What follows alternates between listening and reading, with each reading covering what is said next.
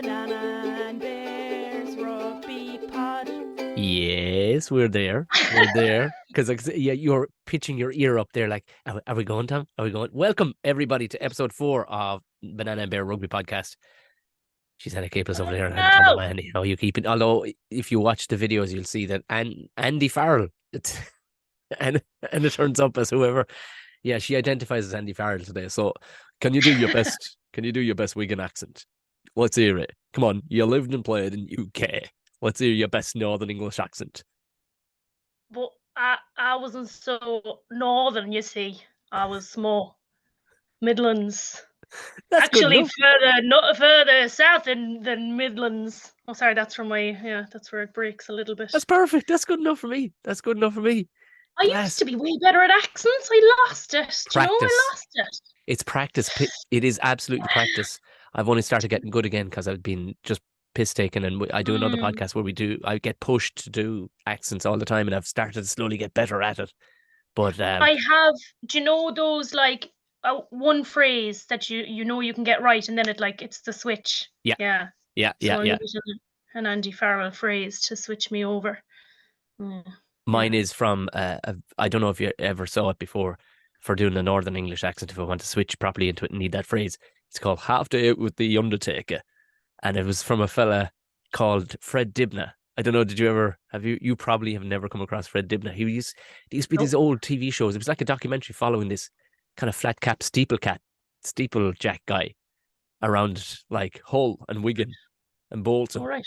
And he would just be this unbelievable guy. He'd be smoking a fag, no harnesses, no nothing in the 70s, and he climbed this huge chimney, and those industrial chimneys. No. Okay, this is falling. Sounds fabulous, though. Sounds really high end. There isn't one single one of our listeners going, "Oh yeah, I love it." No, they're going, "What the fuck is he talking about? What is he talking about?" What I know. I think most of our listeners say that every week. Yeah, but hey, I normally ask you how your week is going, but I'm going to tell you exactly how my day is going. My Monday is going. Go on. Oh yeah. I've got COVID. No. Yeah. Jesus, you're a bit late to the fucking party there. It's about my 15th time getting the fucking thing, sure. Oh, yeah. Yeah. So what? That's why. What a loser. I know. It's so if I sound a little croak, people are like, "What's wrong with that fella? Had a heavy weekend of it?" It's just my head is full of concrete right now. That's what it feels like. So that's why. Oh, shite. Yeah. And it's 28 degrees outside, so it's lovely. Anyway, come here. Tell me about the cows. So the neighbours, I was talking with your man up the road, and he was helping. This is rural life. We were to get on, and I texted Anna, "Hey, I'm around today. If you cool, yeah. Next, let's go now." And I went, "Oh, yeah, it shouldn't be 2 minutes now." I go, oh no, and it's your man. He's a guy next door. He was bringing cattle up the road, and I'd been chatting. He went, "You wouldn't do me a favor and just close over that gate?" I said, "Yeah, no problem." And when I looked over the cows that he was to bring up the road, just only 50, 60 yards, decided, fuck that. And they ran in the opposite fucking direction, like 300 yards. So I had to go wheezing, running after these cattle with your man. Oh, Jesus. Yeah. It's probably the heat as well. They're probably a bit like, fuck this. Yeah. The beach.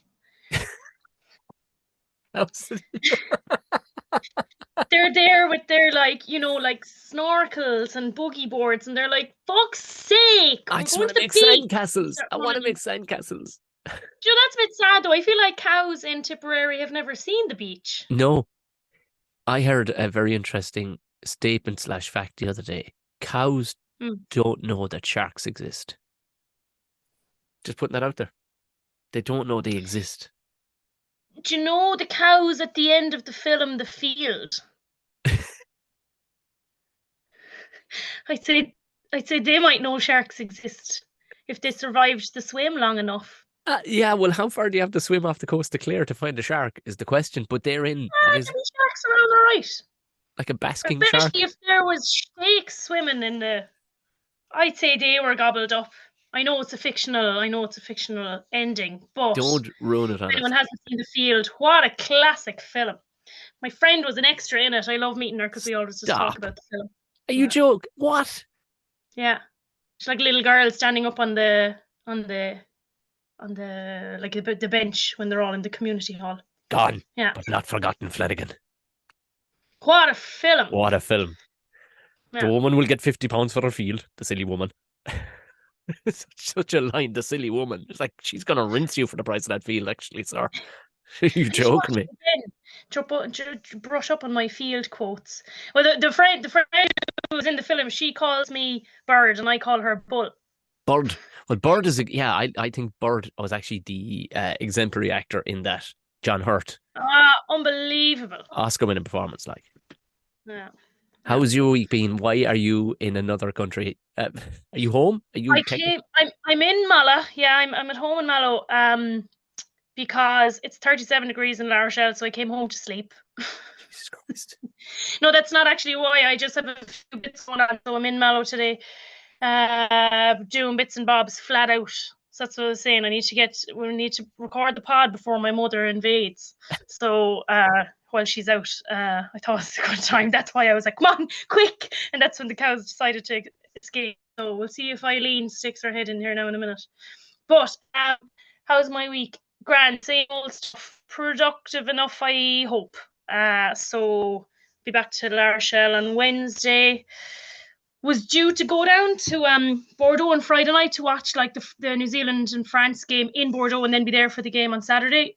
Alas, we have like an important meeting with the team in Stade Rochelet, the women's team. So and all players need to be there, so I can't. So I'm getting the train to Bordeaux Saturday morning, but dearie Jesus me, I cannot fucking wait. I know. I can't believe it's finally here. I actually can't believe it. I was looking at the calendar and I have it all on the calendar and went, what the fuck did that just rip around? Like, it seems like July we were talking about the Rugby World Cup, like, and now all of a sudden it's literally here. I know it's this week. Yeah. This week, that France New Zealand game though. But I was chatting to like some of the girls last week, the French girls in the team, and I was like, who do you think's gonna win? And they were like, France. Of course.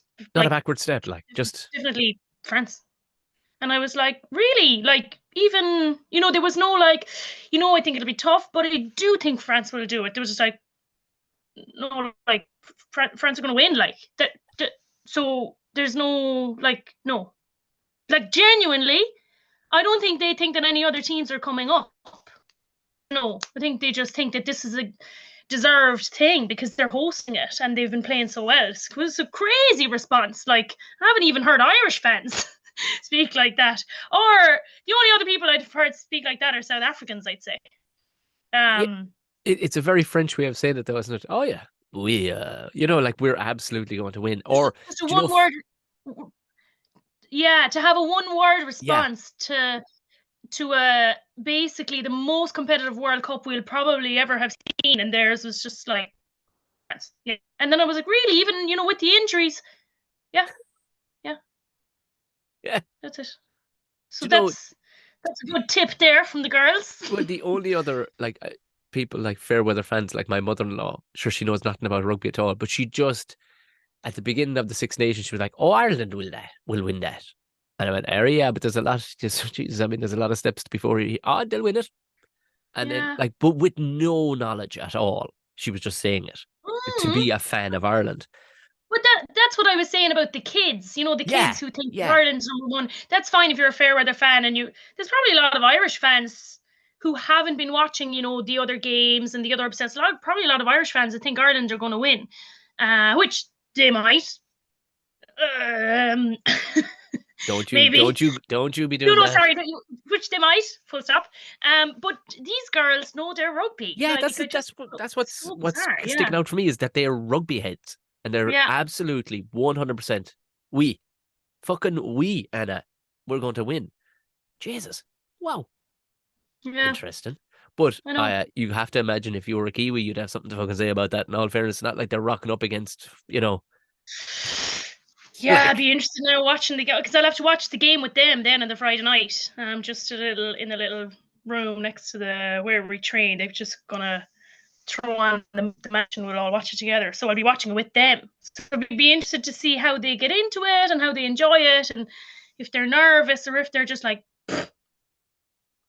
You know. Yeah, but I mean, if they lose, like, there's that pulling your collar moment at the end, going, sheesh, whoo. Is But that the then time? they're like, "Oh, it's okay because we can beat either South Africa or Ireland anyway." So I feel like they're going to be unfazed. I'd like to also, sorry, I need to add, I made a silly error when I was talking last week. And we were talking about the Islander players and like how Islander players playing all over. And I said that Georgia have lots of Islander players. I was completely wrong. I was thinking of Romania, but because Yes. Georgia, because I've can't remember was this last week or not. But basically, Georgia have been around Stade Chalet. And I couldn't get into training. Like I was locked out of training because my name wasn't on the list. Was I telling you that last week? No, No. you sent me a video of you rifling through having a look at their stuff. Oh But yeah, look, so we've been kicked out of our dressing room in Stade Rochelet because the Georgians have moved in and they've put their cryo suite inside in our dressing room. So we have to change in some like shitty little dressing room out the side of the club. And then like I turned up the other day to watch some coaching sessions of the group that I'm going to be taking on like next week, and they wouldn't allow me in because my name wasn't on the list. It's like staff, and they were like, as if I was like a spy or something. It was so gas. Like I knew there'd be who security the around, like fuck is going to be spying on witnesses. Georgia? Come on now. Come on. But sorry, to add to that, Georgia is one of the only countries that has no player that was born out of the actual country they're representing. Wow, yeah. Okay, you were I'm totally not wrong, so. sure. I was completely wrong. So I needed to make that point of taking that back. So that it was Romania I was thinking of, because obviously Romania are in our group, and then Georgia were at the forefront of my mind because they've kicked us out of our feckin' dressing rooms, the feckers. And I was like, oh, sorry, but I hope to get knocked out like ASAP. And they're gone, like, which they probably likely will be at the end of the pool stage, so which is the end of September. So yeah, it will be a month out of our dressing room. And then Tonga came on Friday to play to warm. They had a kind of like a warm up game against Georgia. So that's been Tonga's prep. So they'll be prepped for Ireland the weekend after next. So Yeah. I'm going to be in Limerick for the match. I'm hosting I'm not fully sure yes, what it is. I'm hosting at the International Rugby Experience on O'Connell Street. unbelievable. So I think it's family friendly Oh, it in was this. on Henry Street. Is Was it it maybe on O'Connell Street? maybe it's Henry Street. Maybe it's Henry Street. It's just fucking. I don't know why I even mentioned the street like I fucking know streets. I don't know why. I will Google Sorry, it. I got confused. I will Google it on the day. I won't be walking around looking for signs like it's 1992. I will be. I will Google it on the day and turn up there correct and on time. So if anybody is coming, but it's I think it's kind of family friendly. It's if you don't want the pub, do you know that kind of way? I think that's the idea, and they have it. They have it's like a viewing room for matches anyway. They call it the dugout, and I'll be on for 10, 15 minutes beforehand during the half, and then close. That's But I think they good have idea. prizes and stuff like that to give away. So I think it should be a bit of crack, lively, provided That's class. we can be we beat we should beat Romania, really. Like, we should it's a good game to be on for, to be working for, like, just all right, because Yeah. middle of the day too, it works out great for their setup. Like, That's class. Really unreal. it is The international rugby experience. I'm dying to go. I know, and it's I suppose just getting our toe in the door too, so we can see what's going on inside there, because it is a tour. It is a tour, and I'm going to get there early and see, because they have like rugby related things, like, passing the ball into virtual screens and stuff like that, and I think they have speed tests and stuff. So yeah. So we'll see what's provided. Well, this should be this match. I think I've had the COVID since at least Saturday. I felt the cold coming on me heavy on Saturday.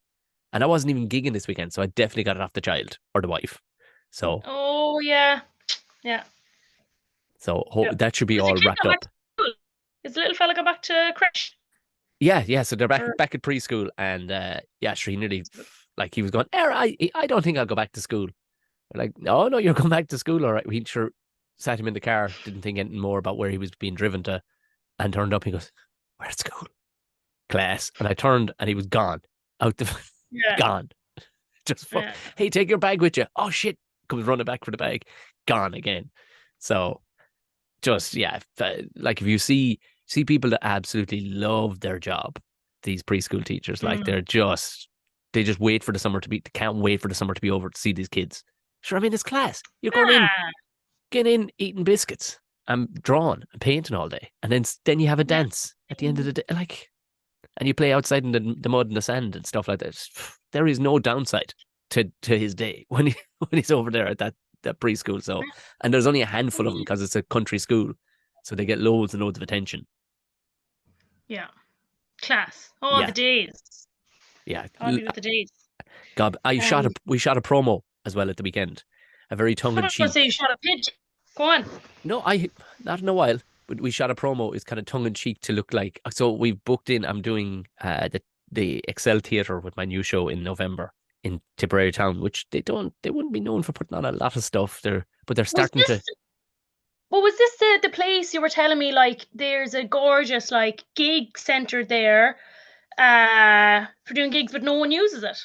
Yeah, that's it. So we managed to nail it down. Shook hands, contract signed. It's all good, and we're going doing it. Class. So so I'm going to have to take a lot of the promo onto my own because I don't think in all fairness to them, they're kind of green to it to a degree. They're like, oh great, sure, Yeah. just put on a show there. So so we shot it, in fairness, an American guy that works in there, he's brilliant, and we shot a promo with a tongue-in-cheek kind of, it's the return, kind of coming back, and all these absolutely cringing phrases that I voice over the whole thing, and it's in black and white, and then I get to the stage and I knew I'd come home, this bullshit kind of thing. But then I get the rug pulled from under me with a janitor in the audience area kind of going, because I'm standing on stage. It's really, really, like, it's really moody the way we've shot it. Like, it looks really, really moody. And then all of a sudden, record scratch, guy going, can you turn the fucking lights off when you're finished? It just absolutely ruins the whole thing. But it's perfect. It's perfect. It turned out very, very funny. So that was my weekend.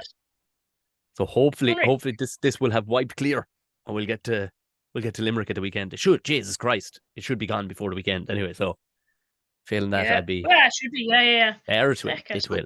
How do you know it's COVID? Did you do like an antigen? I did. Yeah, I did. I got the 2 bars. I didn't even think we had any tests, but turns out there's tests right here in the office. So I was like, it's not. It's a cold for sure. It is. But the wife was kind of going, you sound a bit shite and you don't really get colds. So I give it a now schwizzle up either snout. Turns out. Jesus. Yeah. Fucking God be with those days as well. Honestly, that now brings back like fucking PTSD. I haven't done one of those. Like, you're doing them every day. We were doing them every day for rugby and training, like for long. Oh my God. No thanks. But yeah, you'll be grand by Saturday. Yeah, I will. Jesus, I will. Apparently there's loads of COVID in La Rochelle. Sure, look at. Telling me. I mean, it's supposed it'll make comeback. Eventually, it'll just be there'll be a lemsip to get rid of COVID. Eventually, like there'll be a lemsip for it. You know what I mean? Like, but I loved to get onto the rugby things. I loved how you oh Jesus, that made the inside of my chest turn inwards when you tagged me in that thing on Instagram of the banter with the English lads. Oh England. God. Oh God. Rugby Pass.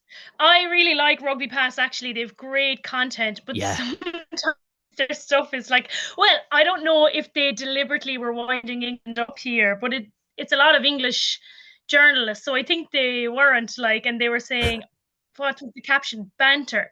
And then they're all walking out on the pitch and they just let Owen Farrell go off on his own and they all wait. And then obviously Owen Farrell turns around and some stage are all like, way, and then they all work the comments underneath are like, oh, they're amazing. The comments are amazing. We're truly fucked. Like, some South African guy like, those Oaks ain't winning no World Cup. Like, everyone taking the piss out of England, like, because their banter was so shit. Oh my God. I watched it about 10 times and it got cringier every time because I now had all the comments in my head, like from different people going, oh my God, that's top bands. You guys make that as though. Oh my God. Yeah. I know. The cringe of it all, but yeah, I mean, if you're an England fan right now, you'd be kind of going, oh Jesus. I actually was reading a post from an England fan that basically said him and two of his friends are going to France on this week, and they ordered 3 new World Cup England rugby jerseys, and he just received an email to say that he won't receive the jerseys until the week. So he was like, for fuck's like we're going to have to support someone else. Kind of like as if you could afford to be fucking around your fans like this when literally you're going to need all the support yet, and you've got 3 fans out turning up without any jerseys. Like we're going to buy different jerseys for a different country. Yeah. So yeah, if you're an England fan, well, do you know what? At least they kind of know where they stand. It'd be worse to turn up like really like a bag of shite when you thought that you might have a chance. The worst feeling is hoping and then failing. Never hope. That's the key. Never hope. Just never hope. Yeah. Yeah. It's good to know when you're shit. That's what the message of today's show is, people. If you're shit, it's an awful thing if you don't know it. But once you know it, at least there's a comfort in to know where you stand. Yeah, absolutely. I still wonder. Everyone else knows their shit as well. So, that's also helpful. It'd be worse if like you knew you were shit, but you had like this kind of imposter syndrome where you were like, oh, I know I'm shit, but everyone else thinks I'm good. Like at least everyone knows England's shit. So they might as well just go on and like chuck around the ball. Yeah. You know? Yeah. And you left me the longest voice note that I think WhatsApp allows. Cycling home. I tend to do long voice notes when I'm cycling. Duly noted. But I couldn't let you off then. I had to leave one about 5 minutes long myself for the sake, but I went, I can't be done. I can't. The competitive edge me, after sitting down a bar here now, I have to leave one just as long back. But you had because you've been down the, was it clubhouse or was it the down the bar, and you're watching Stanley? It's basically the pub where all my experience from La Rochelle has come from, it was the pub where me and my friends went to Ireland versus France that time, where I met the coach of the women's team. We stayed in touch, and now I ended up living in La Rochelle. So it was in the same. It's called Alcazar. It's on the edge of the market in La Rochelle. So we went down there with a few people I know who I met in the pub that night as well, to watch La Rochelle versus Clermont.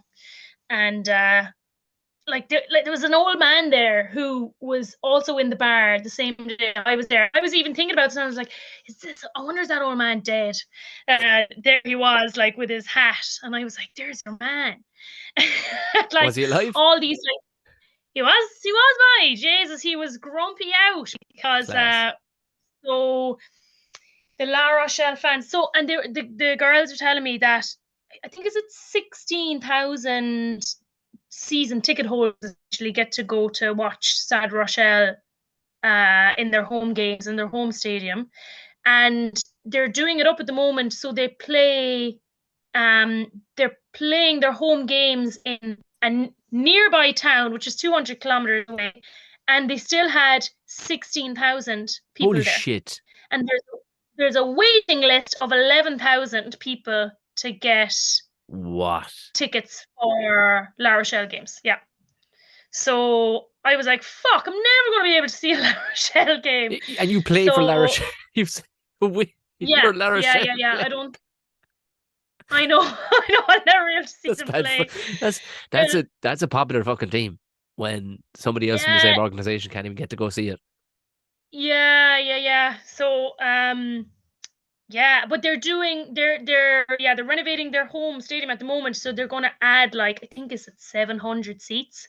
They just, it's funny. I was talking to them about like, Thomond Park, and the old Thomond Park was so special. And, like, the new Thomond Park is special as well, but it's just slightly different to what it was before. And like, you can be sure the French don't want to lose that, about their home stadium.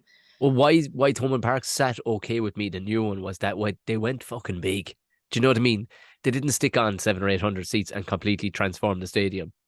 They stuck on like 12,000 seats, and you went, okay, That makes perfect sense. Okay, I get it. I get it. Well, Yeah. yeah, Do you that's know? what you should do, because more success, more fans, more money, more players, more development. It makes sense. So when I heard they were adding 700 seats, I was like, yeah, that sounds about right, and it probably sounds like even a bit too much, like for La Rochelle. But anyway, um, so so they were playing in Clermont. They Mhm. haven't won there in a very long time, and they really struggled to win there. And the game was so close, and it was so tense, and all the old men were shouting, and everyone was like, shouting at the ref and shouting at the other players, and I was just like taking it all in, loving it, and getting Class. really into it then as Yeah, well. yeah, yeah. And then I presume you've seen the clip Oh since, God. but this is why I messaged you, because I Well, was it like, had only just I happened, and cannot forget it about it this. was Huh? nowhere on definitely Irish feeds. It wasn't popping up. I had to go search the second you sent me that message. I went, "What the fuck?" Because normally, you give it something like that would my phone would lep. You know what I mean? By the Yeah, time, but it wasn't anywhere on Irish British feeds at all because it was top yeah. 14. We've enough to be Because it's talking tough about, to. So I But went searching, and fucking Twitter then, of course, was alive with it. Like, yeah, yeah, yeah. But especially for because it's Raj, you yeah, know. Um, but your explain it to man, people who haven't seen it. yeah. So the game was obviously very tense and very close, and Clermont obviously don't want to lose in their home ground, and La Rochelle were really pushing, like looked like, oh, they wasted a lot of mistakes as well. Like the ball was like a bar of soap, like load of like stupid errors for both sides really. But then Urdu Pieta, sorry, I don't know how to say that in a non-Argentine accent. His name A is 10. Benjamin.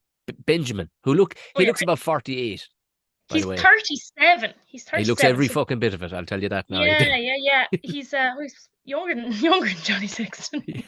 And he goes to catch the ball in touch, so out of bounds, and like the ball like lands down on Ron O'Gara's head, and so Urbieta like crashes into Ron O'Gara, and then pushes Ron O'Gara once, and then a second time, like a Yeah. big huge shove, like it was, and the fucking pub was going mental, like You wow, can't touch the hey, Raj. hey, like roaring at your man, like throwing their pints in the air and throwing their berries at the screen, and um, it was just nuts, like, and it was just such an exciting moment, like, and then there was a huge brawl. So in any of the clips I've seen, it didn't show the brawl afterwards. No. But my God, like the La Rochelle players like rushed in to stand up to stand up against your man who's pushed their coach, like, and That's untouchable. That's like slapping your mother. You just do,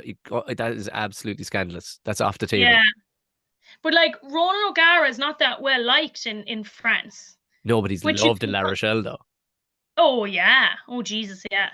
But like that's Sure, doesn't mm, controversy, as they would say in England, doesn't it tend to follow like Rogers had rows on the side of the pitch. He's been banned up into from the stadium. mm, I love the drama that goes around Rog is absolutely fucking brilliant, and he still gets it done at the end of the day. Like you're like, yeah, well, yeah, there's no yeah. arguing with it. Yeah, as long as you're getting it done, it actually you might as well can roll the punches. But like I do wonder, and someone did write this, like he could have moved. He didn't have to, but he could have moved. And I wonder, did he know that he was standing his ground? Like Oh, it's 100%. I watched yeah. it. I watched it from the three angles that they show.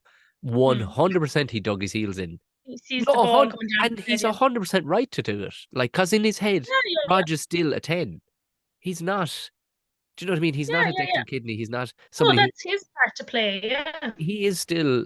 There's still a bit of bravado to show. Like, you don't jump out. yeah. I'd be absolutely raging with him if you jumped out of the way and said, excuse me, what, sir? You go have your fucking ball, which is And out of letting the bounds. lads and let No, them no. take the line out. Yeah, I but did you hear his response when they quiz Raj about it? no. So smart the way he cut him asunder, right? But didn't cut him asunder. He was like, he says, yeah, I'm surprised that he didn't apologize for it because it was a bit out of line, all right. But I understand a guy being frustrated when he hasn't been called up to play in the World Cup. I get it. He's a frustrated guy. He just hasn't made the cut.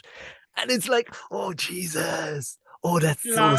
oh, lol. You absolutely, Mm. rather than just going, yeah, he's a prick. He just went, well, look, you can understand his frustration because, he's been overlooked for the World Cup. Like, Patronizing, yeah, like, yeah, yeah. Oh, lovely nice knife. thing. Knife. Come here. I'm conscious of the time there Yeah. now. Because I actually, I'm. Hang on, where's it gone? I have a surprise For for you. you have a Now, surprise for me for the a pod. surprise for you. Now, Class. remember the last time I told you I had a surprise? It was actually 2 bottles of Lilt, and my mother opened them and drank them. So that's gone, right? So, so I hear my mother's downstairs now. So she'll definitely barge in. But now I can't tell you, like, the emotional coaster I've had with preparing this surprise for you. Oh my God. And I'm blaming my sister because she suggested this song, and then I'll tell the rest of the story another time. But I'll basically, if I was Andy Farrell, this is why I've written my name as Andy Farrell today. This is how I would have announced the team. Honestly, this is right up there. This is Christmas. This is, I mean, when you drop a suggestion, this is why kids listening out there, do you want to know how to get far in life? How do you succeed? How do you end up being an exemplary, elite rugby player? How do you how do you get to becoming CEO? You push it and you listen to the tiny things that come your way, and then you turn around and you be fucking awesome. That's just every day, every waking minute of every day, you just be awesome, i.e. following the trend of Anna Capeless. So after last week's episode, like, my sister Michelle is like our biggest listener, I'd say, and she was like, Anna, you have to do a song. You could do this, and you could write about this, and like da da da da, and like gave me like loads of ideas, and I was like, sure, same as I was saying to you, I was like, oh, I don't know if I'll have the time. I don't know if I'll have the time. And so anyway, I squeezed in a few things so that I could make time to write like 1 or 2 verses and learn it on my ukulele. But I didn't have my ukulele in France, so I didn't know if I could play this or not. So I just opened the karaoke version, and I liked the karaoke version so much, I just wrote about 10 verses. So James, Ryan, JGP, Keller, Baird and Murray, Ross, Byrne, Feely, Beelan, Stewart, McCluskey, Tom O'Toole, James Lowe, Gary Ringrose, Jimmy O, Herring, Porter, Casey, Danjo, Bundy, Jack.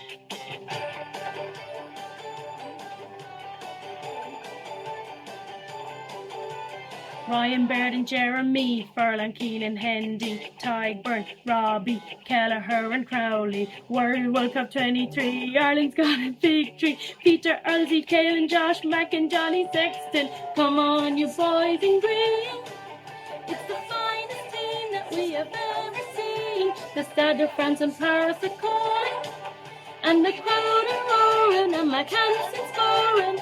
Tonga and Romania, Scotland and South Africa, no one's gonna stop us now, we're giving it a crack.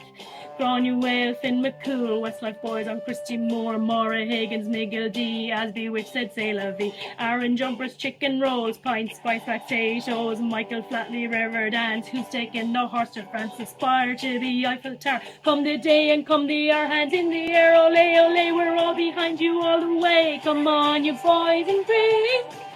It's the finest team that we have ever seen. The Stade de France and Paris are calling, and the crowd are roaring, and McCannson's scoring.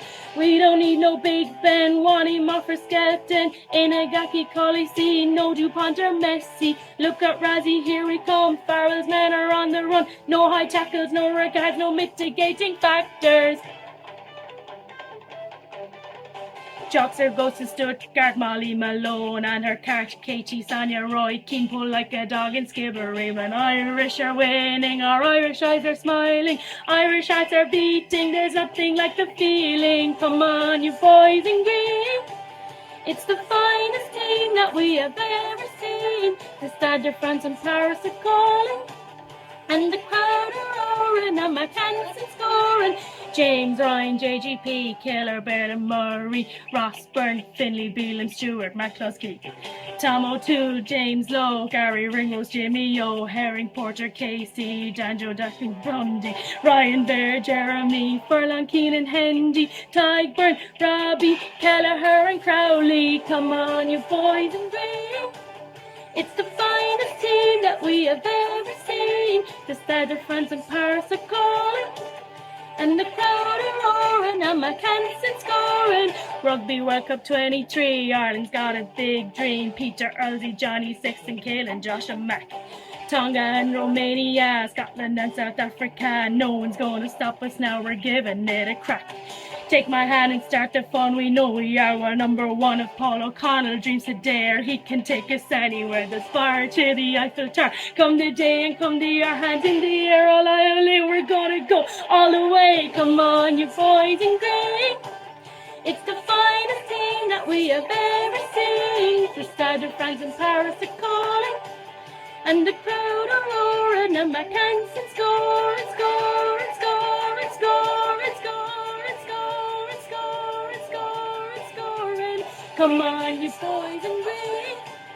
It's the finest team that we have ever seen. The Stade de France and Paris are calling, and the crowd are roaring, and McCanson scoring. Come on, you boys in green.